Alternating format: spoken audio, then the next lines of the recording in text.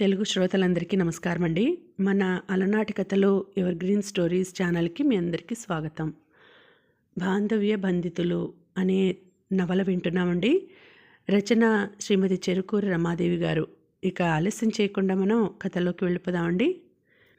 ముందుగా మన ఛానల్ని సబ్స్క్రైబ్ చేసుకొని ప్రతిరోజు నేను పెట్టే వీడియోస్ని వింటూ ఎంకరేజ్ చేస్తున్న వారందరికీ చాలా చాలా ధన్యవాదాలండి. మనస్ఫూర్తిగా ధన్యవాదాలు తెలుపుకుంటున్నాను.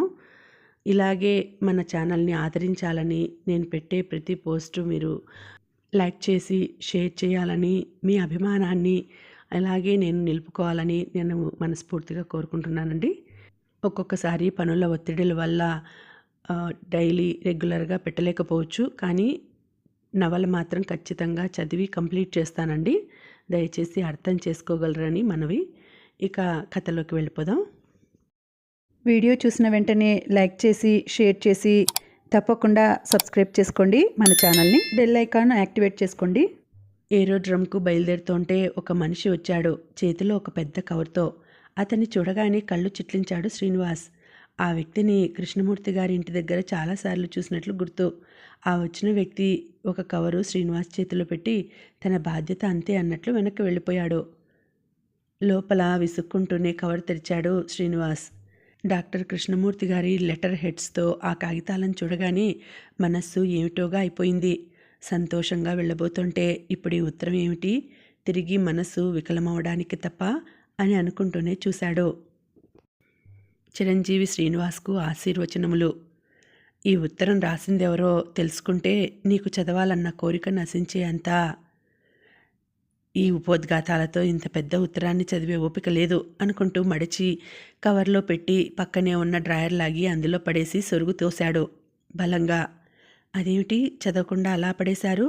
పూర్తి చేయండి అంది ఆశ్చర్యంగా అనురాధ. ఇప్పుడు అదంతా చదివేందుకు టైం లేదు, పద అన్నాడు. అదేం పని, పాపం ఎవరు రాశారో, కనీసం మీతోనైనా తెచ్చుకోండి. అంత ముఖ్యమైనదైతే అదే వేచి ఉంటుందిలే. ఇప్పటి మన ప్రయాణం కంటే ముఖ్యమైనది కాదు, పదా. ఏరోడ్రోమ్కు అనురాధ కుటుంబం అంతా వచ్చింది. ఆ రోజు శ్రీలక్ష్మి హృదయం ఆనందంతో తేలిపోసాగింది. తిరిగి తమ కూతురు అంత ఆనందంగా తిరుగుతోందని, అల్లుడి మంచితనానికి సంతోషించింది. ఎత్తైన విగ్రహం మంచి ఛాయతో నిండుగా ఫుల్ సూట్తో అనురాధ వెనక చెయ్యి వేసి జాగ్రత్తగా విమానం ఎక్కుతుంటే ఆమె కళ్ళు చెమర్చాయి. రాజశేఖరం గారు చెప్పలేక చెప్పారు, అమ్మాయి ఆరోగ్యం జాగ్రత్త, ఎప్పటికప్పుడు క్షేమం తెలియపరచు.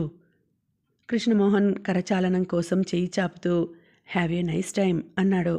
థ్యాంక్ యూ, మళ్ళీ మిమ్మల్ని పెళ్ళికొడుకుగా చూడటానికి వస్తాం నవ్వాడు శ్రీనివాస్. ఒకసారి లలిత వంక చూశాడు మోహన్. ఇద్దరి దృష్టి ఏకమైంది. అందులో ఎన్నో భావాలు గోచరించాయి. రెండు చేతులు జోడించి వస్తాం అన్నాడు శ్రీనివాస్ లలిత వైపు తిరిగి. ప్రతి నమస్కారం చేస్తూ తల ఊగించి అనురాధ వైపు తిరిగి చేరగానే లెటర్ రాయి అంది లలిత. అనురాధ శ్రీనివాస్ తిరిగి వచ్చేసరికి రాజశేఖరం గారి ఇంటికి పెళ్లి కళ వచ్చింది. ఇల్లంతా సందడిగా ఉంది, హడావిడిగా ఉంది. ఆరోగ్యంగా ఆనందంగా ఉన్న అనురాధను చూడగానే తృప్తిగా నిట్టూర్చింది శ్రీలక్ష్మి. నిండుగా భారంగా నడుస్తున్న రాధతో ఆ ఇంటికే కొత్త కళ వచ్చింది. అనురాధను అక్కడ వదిలిపెట్టి తమ ఇంటికి వెళ్ళాడు శ్రీనివాస్. గందరగోళంగా ఉన్న ఇంటిని కాస్త అదుపులోకి తెప్పించి స్నానం చేసి వాళ్ళు లేని 6 వారాలలో వచ్చిన ఉత్తరాలు చూసుకోసాగాడు.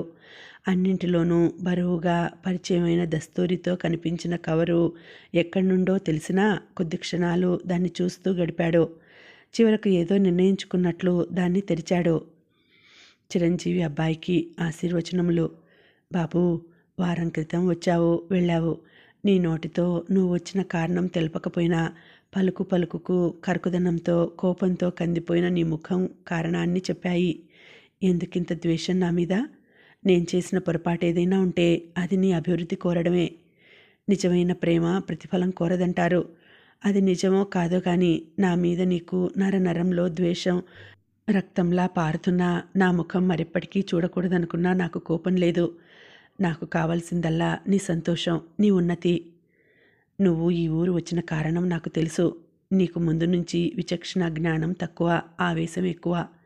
ఈ 2 పోలికలు ఎలా వంటబట్టాయో గాని అవే నీ పతనానికి కారణమవకుండా చూసుకో. ఈరోజు చెప్పబోతున్న విషయాలు నాతోనూ మీ నాన్నగారితోనూ అంతం కావాలని నిర్ణయించుకున్నాం. కానీ మాతృప్రేమకు ముందు చూపు మధ్య మధ్య మరుగున పడుతుందేమో. దాదాపు 28 ఏళ్ల క్రితం, అంటే నాకు సుమారు 15 ఏళ్లప్పుడు, ఒక శ్రావణ శుక్రవారం నాడు జరిగిన పొరపాటుకు ఫలితం నువ్వు. ఒంటరిగా పేరంటానికి వెళ్ళి వస్తున్నాను. ఆకాశమంతా చీకటి మబ్బులతో మూసుకుపోయింది. టపటపా వర్షం పడనారంభించింది. వానలో తడుస్తాననే భయంతో దగ్గరగా ఉన్న ఒక పెద్ద ఇంటి వసారాలో నుంచున్నాను. ఆ ఇల్లు మా మేనమామ గారి ఇల్లు. మేఘావృతమైన ఆకాశం, గుండెలు జల్లుమనిపించేలా ఉరుములు, మెరుపులు. కొండపోతగా కురుస్తున్న వానలో ఒంటరిగా నేను. అప్పుడే పట్నం నుండి వచ్చిన మా మామయ్య కొడుకు ఇంట్లోనే ఉన్నాడు.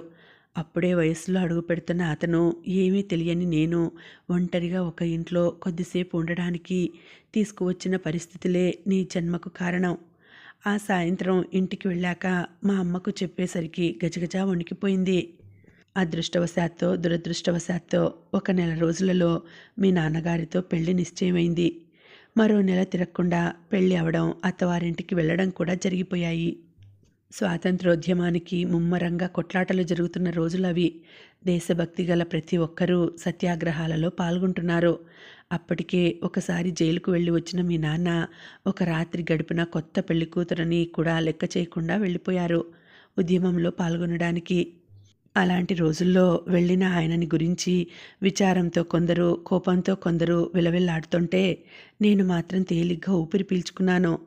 ఆయన ఎదుట నిలవాలంటే ఏదో తెలియని భయంతో చెయ్యరాని నేరం చేసినట్లు కుళ్ళిపోయాను. ఆ 2 రోజులు ఉద్యమంలో పాల్గొన్న చాలామంది జైలు పాలయ్యారు.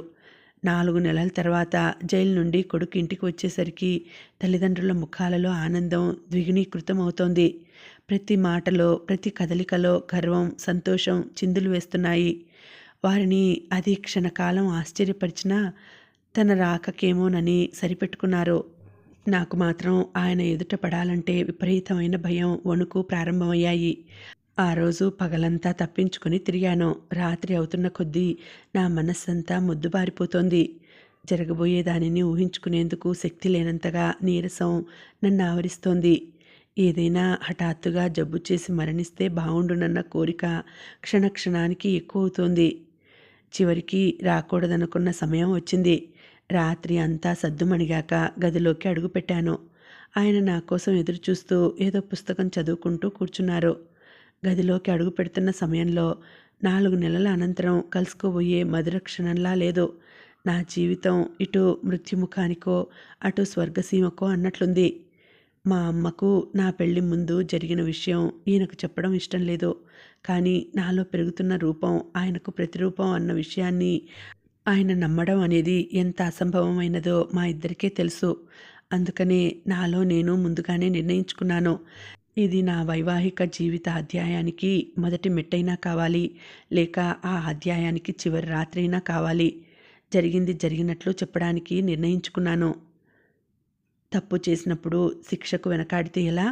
ఆయనకు నన్ను క్షమించగలిగేంత ఔదార్యం ఉంటే నా జీవితం ముందుకు నడుస్తుంది. ఆయన నిరాదరణే ఎదురైతే మరునాడు పొద్దుటితో నా జీవితం అంతమవుతుంది. ఈ నిర్ణయం నాలో బలంగా నాటుకుపోయింది. నేను చేసుకున్న నిర్ణయం నాలో మొండి ధైర్యాన్నిస్తుంటే ఆయన లాంటి పవిత్రమూర్తి ఔదార్యానికి పరీక్ష పెడుతున్నందుకు నాలో బాధ నిప్పు కణికలా మండసాగింది. గదిలోకి వస్తున్న నా చప్పుడు విని ఆనందంగా వెనక్కి తిరిగి నా వైపు రాబోతున్న ఆయన టక్కున నాగుపామును చూసినట్లు ఆగిపోయారు. పచ్చని ముఖం నిప్పులా కందిపోయింది. ఆయన ముఖంలోని భావాలు చదువుకోవడానికి నాకెక్కువ కష్టం కలగలేదు. తల్లిదండ్రుల ఆనందానికి కారణం క్షణకాలంలో ఊహించగలిగారు. వృద్ధ దంపతులు, వారికేమి తెలుసు? కొడుకు తండ్రి కాబోతున్నాడని, వంశోద్ధారకుడు ఉద్భవించబోతున్నాడన్న వెర్రి ఆనందం తప్ప ఆయన ముఖం మరొక్క క్షణం కూడా చూసే శక్తి నాలో లేదు. ఆయన నాలాంటి పాపాత్మురాలి ముఖం చూడలేననుకున్నారేమో. పక్కనున్న తలుపు దడాలున తెరిచి వరండాలోకి వెళ్ళిపోయారు. ఆయన వైపు చూస్తున్న నాకు పైనుండి కురుస్తున్నది పండు వెన్నెలలా లేదు. నా ఈ రోజుకు కారణమైన జడివానలా ఉంది. మిణుకు మిణుకుమంటున్న నక్షత్రాలు చంద్రుని ప్రియురాలులా లేవు. నేను చేసిన పాపాన్ని వేళ్ళెత్తి చూపే విచ్చు కత్తులలా ఉన్నాయి. నా కాళ్ళు చల్లబడుతున్నాయి. గుండెల్లో దడ ప్రారంభమైంది. ఆ తర్వాత ఏం జరిగిందో వినడం తప్ప నాకు తెలియదు. మెలకువ వచ్చేసరికి జాజి మొగ్గలు పరిచి ఉన్న తెల్లటి దుప్పటి మీద పడుకొని ఉన్నాను. కళ్ళు తెరిచి చూసేసరికి ఆయన చల్లని చెయ్యి నా నుదుటి మీద పెట్టి ఉంది. మరో చేత్తో ధారావాహికంగా కారిపోతున్న కన్నీటిని తుడవ ప్రయత్నిస్తున్నారు.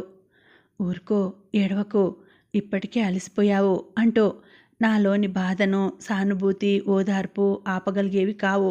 ఓ గంట సేపు వలవలా ఏడ్చాక తెలియకుండానే మాట్లాడగలుగుతున్నాను. ఇప్పుడేమీ చెప్పక్కర్లేదు, పడుకో అన్న ఆయన మాటలను కూడా లెక్క చేయకుండా జరిగింది జరిగినట్లు చెప్పాను.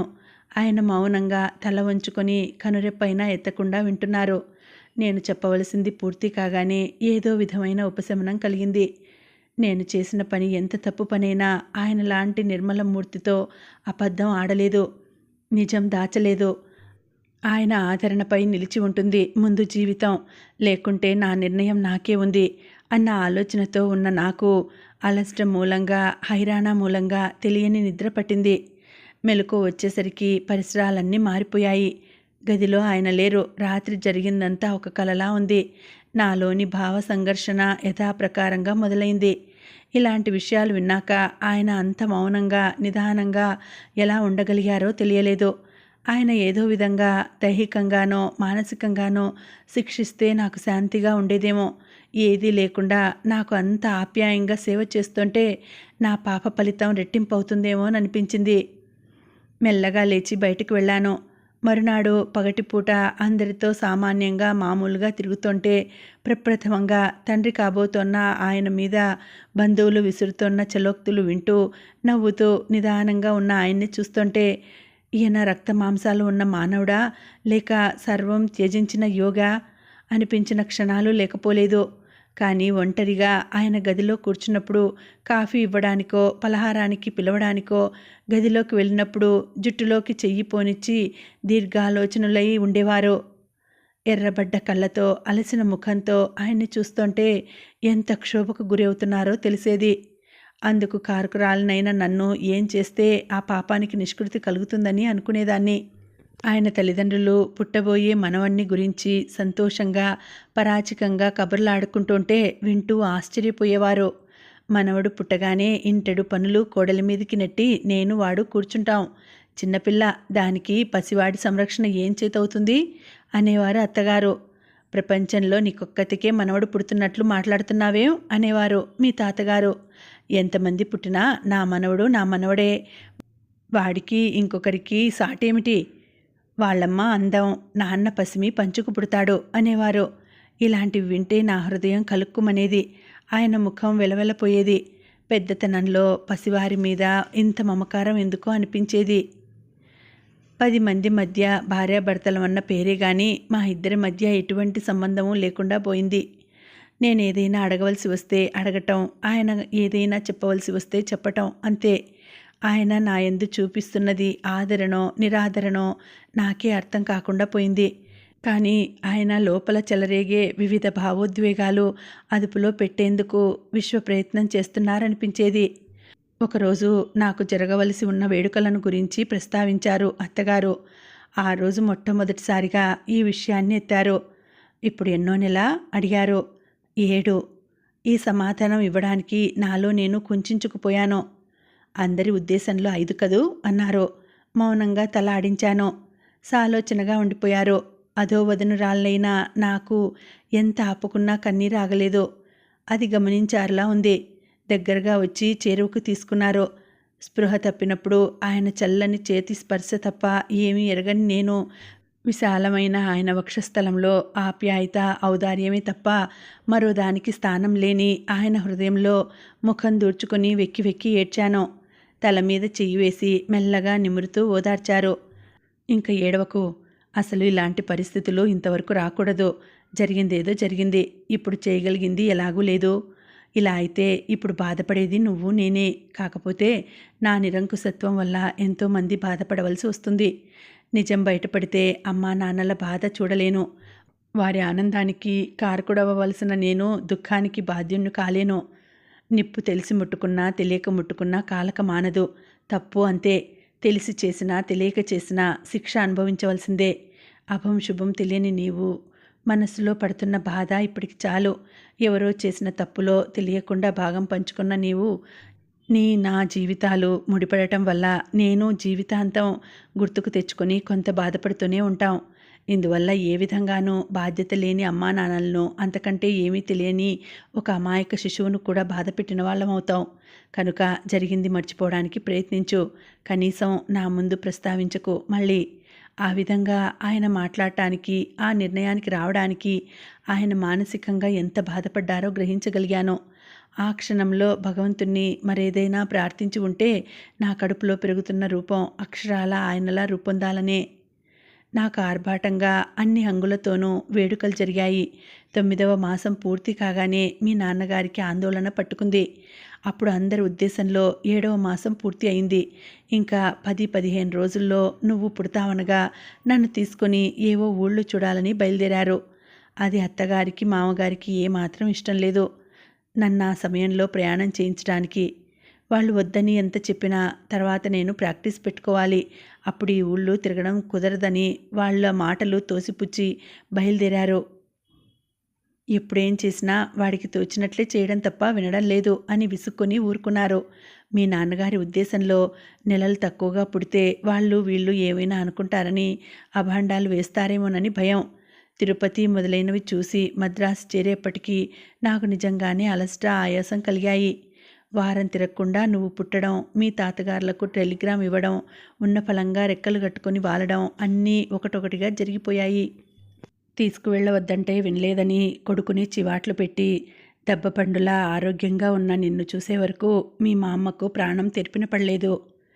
బారసాల, అన్నప్రాసన ప్రతి ఒక్కటి బ్రహ్మాండంగా పెద్ద ఎత్తున జరిపించుతున్న మీ నాన్నగారికి జోహార్లు అర్పించని దినం లేదు. ఆయన ఆటపాటలతో నిన్ను మరిపిస్తున్నప్పుడు ఆయన్ని చూస్తూ మనసులో ఏదో బాధకు గురి అయ్యేదాన్ని.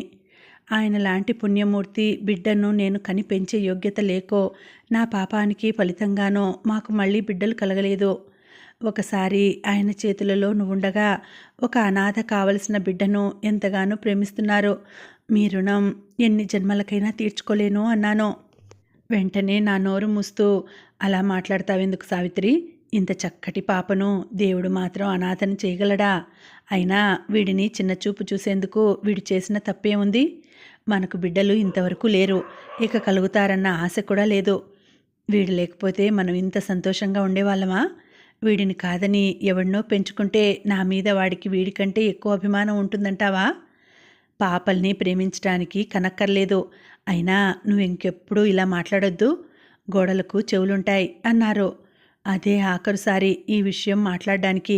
దాదాపు ఆ విషయం మర్చిపోయాం. కనీసం మర్చిపోయినట్లు నటించాం. మీ నాన్నగారికి నిన్ను డాక్టర్గా చూడాలని ఎంతగా ఉన్నదో నీకు తెలియంది కాదు. ఆయన మరణం తర్వాత నేను ఈ ప్రయత్నంలో ఓడిపోయానని తెలిసినా నాకెందుకో తృప్తిగా లేకపోయింది. ఎలాగైనా నిన్ను డాక్టర్గా చేసి బీద సాధలకు వైద్యం చేయాలన్న ఆయన కోరిక తీరాలని ప్రయత్నించాను. అదే కారణంగా వైజాగ్లో ఉన్న కృష్ణమూర్తి దగ్గరికి వచ్చి చెప్పాను. ఆయన ముందు మంచిది కాదన్నాడు. కానీ అసలు నువ్వెవరివో తెలియగానే ఆయన ఉద్దేశం ఎలా మార్చుకున్నారో నాకే తెలియదు. ఇక తర్వాత ఏం జరిగింది అంతా నీకు తెలుసు. ఈ గొడవంతకు మూలం నేను. ఇంకా ఎందుకో ఎందరిని బాధ పెట్టడానికో ఇంకా బతికే ఉన్నాను. కానీ కృష్ణమూర్తి ఏదో విధంగా అపకారం తప్ప ఉపకారం చేయడం లేదు. నీకు జరిగిపోయిన ఈ విషయాలు ఎందుకు చెప్పవలసి వచ్చిందో నాకు అర్థం కాలేదు. తెలియని ఈ నిజం నీకు సంతోషాన్ని కలిగిస్తూ ఉంటే నన్ను ద్వేషించినా నేను బాధపడడం లేదు. కానీ నాకు ఒకే ఒక చింత. మీ నాన్నగారి ఔదార్యపు నీడలో, ఆదర్శపు పెంపకంలో పెరిగిన నీకు ఏమాత్రం ఆయన పోలికలు రానందుకు సిగ్గుపడుతున్నాను. నా తప్పిదాన్ని ఆయన లాంటివారు క్షమించారు. నాకు జీవితంలో ఏ లోటు రాకుండా చేశారు. ఇక నువ్వనగా ఎంత? నన్ను కన్న తల్లిగా కాకపోయినా నిన్ను పెంచి పెద్ద చేసిన పని మనిషిగా అయినా నీకు చూడాలనిపిస్తే రా. అనురాధకు ఆశీస్సులు. ఎదురు చూస్తున్న అమ్మ. ఆ ఉత్తరం చదివి భారంగా బాధగా కూర్చుండిపోయాడు ఒడిలో కాగితాలతో. పైన తిరుగుతున్న ఫ్యాన్, గాలికి ఎగురుతున్న కాగితాల వంక చూస్తుంటే చటుక్కున ఏదో జ్ఞాపకం వచ్చింది. వెంటనే లేచి సొరుగు తెరిచి చూశాడు. ఊరు వెళ్లే ముందు కృష్ణమూర్తి గారు పంపిన ఉత్తరం అది. ఆ రోజు ఆ విసుగులో ఆ కాగితాల్ని ఇంట్లో పడేసి వెళ్ళాడు. అప్పుడున్న కోపం ఇప్పుడు లేదు. ఆ రోజున్న ఆవేదన ఈ రోజు లేదు. మనసుకు కలిగే బాధను కాలమే మాంచాలి. అనురాధ సాంగత్యంలో, సున్నితమైన ఆమె సమక్షంలో చాలా మనస్తాపాల్ని మర్చిపోగలిగాడు. అనురాధ తనలోని మార్పుకు కారణం అడుగుతుందేమో అనుకున్న శ్రీనివాస్కు ఆశ్చర్యమే ఎదురైంది. సొరుగులో నుంచి కాగితాలు తీసి చదవసాగాడు. పూర్తి చేసి సాలోచనగా ఉండిపోయాడు. ఈనాటి తనకు కారకులైన ఇద్దరూ వారి మనస్థితుల్ని విడమర్చి చెప్పారు. ఆ ఇద్దరూ ఆశించింది ఉన్నతినే, నా ఉన్నతినే. చివరికి కలిగించినది మనోవేదనే. క్షేమం కాంక్షించే వారిని క్షమించగలిగే శక్తి తనలో లేదా? అన్ని విధాలా అశక్తుడినయ్యానేమిటి? అమ్మా, నీ మీద నాకు కోపం లేదు, అభిమానం అంతకన్నా లేదు. నా ఈ భావాలను అదుపు చేసుకునే శక్తి నాకు లేదు. ఇంతకన్నా నీకు నా దగ్గర సమాధానం లేదు అనుకున్నాడు. లలిత కృష్ణమోహన్ల వివాహం వైభవంగా జరిగింది. మొదట్లో శ్రీలక్ష్మికి అంత ఇష్టం లేకపోయినా వద్దనడానికి తగిన కారణం లేకపోయింది. తగదని తోసిపుచ్చి ముక్కు మొహం ఎరగని పరాయి పిల్లని తెచ్చుకున్నంత మాత్రాన లలితకు ఉన్న అభిమానం ఆ పిల్లకు ఏముంటుంది అనుకుంది. సావిత్రికి వివాహానికి ప్రత్యేక ఆహ్వానం వెళ్ళినా ఆరోగ్యం బాగలేని కారణంగా వివాహానికి రాలేదు. ఆ కుటుంబానికి అత్యంత ఆప్తులైన కృష్ణమూర్తి గారు ఆహ్వానం అందుకున్నా కూడా రావడానికి ఆయన మనసు అంగీకరించలేదు. అనురాధ కానుపోయే వరకు ఇక్కడే ఉండాలన్న అభ్యర్థనకు అడ్డు తగిలాడు శ్రీనివాస్. ఉండేది ఊళ్ళోనే కదా, ఎప్పుడు అవసరమైతే అప్పుడే వస్తుందని ఒప్పుకోలేదు. మిమ్మల్ని ఒక్క విషయం అడగాలని ఉంది, బాధపడరు కదూ అంది అభిమానంగా అనురాధ శ్రీనివాస్తో. తన విషయం అడుగుతుందేమోననుకున్నాడు. ఏమిటి అన్నాడు. మీకు మీ అమ్మగారికి మధ్య బొత్తిగా రాకపోకలు తగ్గిపోయాయి. ఉత్తరాలు కూడా నడుస్తున్నట్లు లేదు. నేనెప్పుడో రాసిన ఉత్తరానికి అక్కడి నుండి సమాధానం రాలేదు. ఈ మౌనానికి వెనుక ఏదో కారణం ఉందేమో అని అనుకుంటున్నాను. ఇక నాకు మా అమ్మకు మధ్య ఏ సంబంధము లేదు రాధా. ఆశ్చర్యంగా చూసింది. విశాలమైన కళ్ళల్లో అనుమానం పొడ చూపింది. అదేమిటి అంది ఇంకేమనాలో తెలియక. అదంతే, కారణం ఉండాలిగా ఏ పనికైనా. లేదని నేను అనలేదుగా. మీరంత క్లుప్తంగా మాట్లాడితే నేనేమనను. అది వినేందుకు నాకు అర్హత ఉందనిపిస్తే చెప్పండి. మీరు అత్తగారికి తెలియపరిచారో లేదో పాప పుట్టబోతున్నట్లు. మా అమ్మ రాయించిందట. సూటిగా చూశాడు. ఈ విషయం నాకు తెలియదు. ఉత్తరం రాశాక నాకు చెప్పింది. కబురు తెలపడం మన ఆచారం అంట. ఇవాళే మీ అమ్మగారి దగ్గర నుండి జవాబు వచ్చింది. ఎవరి ద్వారానో సారె పంపుతున్నట్లు. అయినా మీకు ఈ మౌనం తగదు. మీరు కాక ఆవిడకి ఎవరున్నారు? పాప విషయం వింటే మనకంటే ఆవిడ ఎక్కువ సంతోషిస్తారు. ఇంకా ఏదో అనబోయి శ్రీనివాస్ మొహం చూసి ఊరుకుంది. కొంతసేపు ఆలోచన నిమగ్నుడయి లేచి బీరువాలో నుంచి 2 ఉత్తరాలు తెచ్చి అనురాధ వడిలోకి విసిరేశాడు. ఈ ఉత్తరం చదువు. నువ్వు అడగకపోయినా హఠాత్తుగా మార్చుకున్న నా నిర్ణయానికి కారణం నీ మనసు వెతుకుతోందని నాకు తెలుసు. ఇక ముందెప్పుడు అమ్మ విషయం నా ముందు ప్రస్తావించకు అని మేడ మీదకి వెళ్ళిపోయాడు. అతను వెళ్ళిన వైపు చూస్తూ దీర్ఘంగా నిట్టూర్చి ఉత్తరాలు చదవడంలో నిమగ్నమైంది. కృష్ణమూర్తి గారు రాసిన ఉత్తరం అది. చిరంజీవి శ్రీనివాస్కు. ఈ ఉత్తరం రాసిందెవరో తెలుసుకుంటే చదవాలన్న కోరిక కూడా నశించే అంత ద్వేషం నీలో బయలుదేరుతుందని తెలుసు. ఈ పాటికి నేను ఊరు వదిలిపెట్టిన విషయం, నా రాజీనామా మొదలైనవి నీకు తెలిసే ఉంటాయి. నీకు ఏనాడు తెలియపరచదలుచుకోని విషయాలు తెలిసిపోయాయి. నిజానికి నీకే ఈ విషయాలు తెలియకుండా ఉండి ఉంటే జరిగిన విషయాలు జరగకుండా ఆపగలగటం అన్నదే చేతనైతే సృష్టికే అడ్డం పడగలిగే వాళ్ళమేమో. గతించిన విషయాలు తలుచుకోవడం, ఇలా జరిగి ఉంటే అలా జరిగి ఉంటే ఎలా ఉండేదో అని ఆలోచించకుండా ఉండలేకపోవడం మానవ సహజం. నీకు ఆ రోజు ఎన్నో ఏళ్ల క్రితం జరిగిపోయిన సంగతులు వివరిస్తున్నప్పుడు నీలో మారుతున్న రంగులు, పాలిపోతున్న నీ ముఖం ఎందుకు దారితీస్తుందో ఊహించగలిగాను. ఈ పాటికి మీ అమ్మ మీది ద్వేషం నిన్ను దహించి వేస్తూ ఉండాలి. దాన్ని ఆపగలిగే శక్తి నాలో లేకపోయినా నిర్మూలించడానికి ప్రయత్నం చెయ్యమని అర్థిస్తున్నాను. ఈ విషయాలు అనురాధకు తెలిసే ఉంటాయి. ఆమె చిన్నప్పటి నుండి నా కళ్ళ ముందు నా స్వంత కూతురల్లే పెరిగింది. మామయ్య, నీకు ఇండిషన్ చేస్తానంటూ 2 చీపురు పుల్లలు తీసుకువచ్చేది. పొట్టి పొట్టి గౌన్లతో చిన్న చిన్న బొమ్మలతో నా దగ్గరకు వచ్చేది. నా బొమ్మకు జ్వరం వచ్చింది, మందివు అని.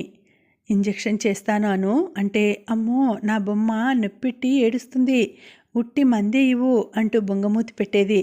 అంత సుకుమారంగా పెరిగిన అనూకు ఇవాళ హృదయంలో అంతులేని వేదన. ఈనాటి నీ మనోవేదనకు ఆమె కారణం అన్న కోపంతో ఆమె నుండి దూరంగా వెళ్ళిపోయావు. కానీ ఇందులో ఆమె భాగం చాలా తక్కువ అని గ్రహించి ఉంటావు. ఆయన వాళ్ళ ఉన్నతి కోరడం ఆప్తుల లక్షణం. కానీ ఉన్నత శిఖరాగ్రాలు ఎక్కించాలని ఆశిస్తూ తెలియకుండా అధపాతాళానికి దారులు తవ్వుకునే మీ అమ్మలాంటి నాలాంటి నిర్భాగ్యులు ఉంటూనే ఉంటారు. ఇంత జరిగాక కూడా నాలో ఆశ అణిగిపోవడం లేదు. ఒకరోజు నీ అంతట నువ్వు నన్ను పిలుస్తావనే భావన ఎక్కడో మెల్లిగా మెదులుతూనే ఉంది. నీ మీద నాకు ఎందుకింత వాత్సల్యం? ఏనాడు ఎవరితోనూ మానసికంగా బంధాలు పెంచుకోదలుచుకొని నాకు ఇది ఈనాడు ఎలా బంధిస్తున్నదని అనుకుంటే సమాధానం ఒక్క పుత్ర ప్రేమేనేమో. అగ్ని ప్రమాదంలో ట్రికియాటమీ చేశాక అనురాధకు తెలిసింది నువ్వు డాక్టరు అని. నీతో ఎన్నిసార్లు ఆ విషయం మాట్లాడాలని అడగబోయినా నువ్వు మాట మార్చడానికి ప్రయత్నించావట. ఓ రోజు నా దగ్గరికి వచ్చి సలహా అడిగింది, నిన్ను ప్రాక్టీస్ పెట్టడం విషయంలో ప్రోత్సహించేందుకు. ఆ రోజే చెప్పాను, ఎవరైనా ఒక పని చేయదలుచుకుంటే వారంతటా వారు నిర్ణయించుకుని నిలబడాలి కానీ మనం ముందుకు తోసి ప్రోత్సహించడం మంచిది కాదని. పునాది దిట్టంగా ఉన్న గోడ నిలబడుతుంది కానీ పునాది లేని గోడకు ఎన్ని కర్రలతో బోల్ట్లు పెట్టినా ఫలితం ఉండదని. ఇది జరిగిన నెల తర్వాత మీ అమ్మ నా దగ్గరికి వచ్చి నీ విషయం చెప్పింది. మొదట నమ్మలేకపోయాను, తర్వాత నమ్మకుండా ఉండలేకపోయాను. అంతవరకు అంటే దాదాపు 28 ఏళ్ల వరకు నాకు ఈ విషయం చూచాయగా కూడా తెలియదు.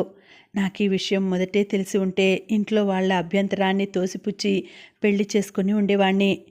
నీ విషయమంతా చెప్పి అవసరమైన సహాయం చేయమంది. తప్పక చేయాలని నిశ్చయించుకున్నాను. ఆ రాత్రి పొద్దుట విన్న సంగతిని గూర్చి ఆలోచిస్తూ ఉంటే మనస్సంతా దివ్యానుభూతితో నిండిపోయింది. నాకు ఓ కొడుకున్నాడు. అది నా పోలికలతో, నా ప్రొఫెషన్లో నిన్ను తీర్చిదిద్ది నా అడుగుజాడలలో నడిపించాలన్న కోరిక నాలో బలమైపోయింది. అనురాధకు చేసిన నీతిబోధ అంతా పుత్రవాత్సల్యంతో క్షణంలో తుడిచిపెట్టింది. ఆ తర్వాత నుంచి ఏదో ఒక పని పెట్టుకొని కలుసుకోవడం ఎక్కువ చేశాను. నిన్ను నా కొడుకుగా చెప్పుకోవాలని, నాన్న అని పిలిపించుకోవాలని మనసు తహతహలాడిపోయేది. అది ఎటువంటి సమయంలోనూ సాధ్యపడదని నిశ్చయించుకున్నాను. నాకు మొదటి నుండి పిల్లలంటే మమతే. నేను ఒక్కడినే అయ్యి తోడబుట్టిన వాళ్ళు ఎవరూ లేకపోవడం వల్ల 20 ఏళ్ల వైవాహిక జీవితంలో సంతాన భాగ్యం లేకపోవడం వల్ల పిల్లలంటే ఇష్టం ఎక్కువైందే కానీ తగ్గలేదు. నాకు ఎన్నాళ్ళగానో ఒక పసిపిల్లను పెంచుకోవాలన్న కోరిక ఉండేది. కానీ అందుకు నా భార్య ఇష్టపడలేదు. ఆమెకు చివరిదాకా పిల్లలు పుట్టకపోరా అన్న ఆశ ఉండేది. వైద్యరీత్యా అది అసంభవం అన్న విషయం నాకు తెలిసినా ఆమెను నిరుత్సాహపరచడం ఇష్టం లేక ఊరుకునేవాణ్ణి. నాకు 40 ఏళ్లప్పుడు ఆవిడ పోవడంతో మళ్ళీ పెళ్లి చేసుకోమన్న ఒత్తిడి కూడా లేకపోలేదు. కానీ అది మాత్రం నా మనసులోకి పొరపాటున కూడా రానివ్వలేదు. ఒకటి మాత్రం నిజం, చిన్నతనంలో సావిత్రితో చేసిన పొరపాటు మాత్రం ఎప్పుడూ మర్చిపోలేదు. సావిత్రి ఎక్కువగా అత్తవారింటిలో ఉండడం, ఎప్పుడైనా వచ్చినా 2-3 రోజులు తప్ప ఉండకపోవడంతో మొత్తం మీద మళ్ళీ సావిత్రిని ఎప్పుడూ చూడలేదు. నా ఈ కారణాలన్నీ కలిసినందున నీ మీద అభిమానం ఎక్కువ కాసాగింది.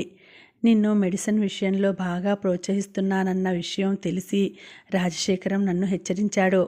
ఉద్యోగంలో అడుగుపెట్టిన రోజు నుండి పరపతి, పలుకుబడి, డబ్బు, హోదా ఏవీ లెక్క చేయకుండా మనిషి అర్హతను బట్టి, అవసరాన్ని బట్టి వైద్యం, సహాయం చేయాలన్న ఉద్దేశాలతో గడిపిన నేను నీ పరిస్థితికి హౌస్ సర్జన్కు సీటు రాదని తెలిసి కూడా నా ఆదర్శాలను వెనక్కి నెట్టి నా పరపతి అంతా ఉపయోగించి నీకు సీటు వచ్చేలా చేశాను.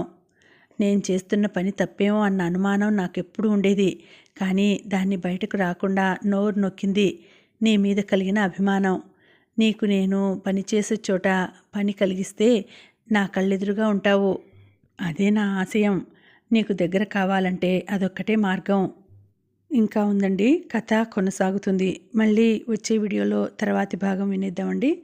అంతవరకు శుభరాత్రి. నమస్తే.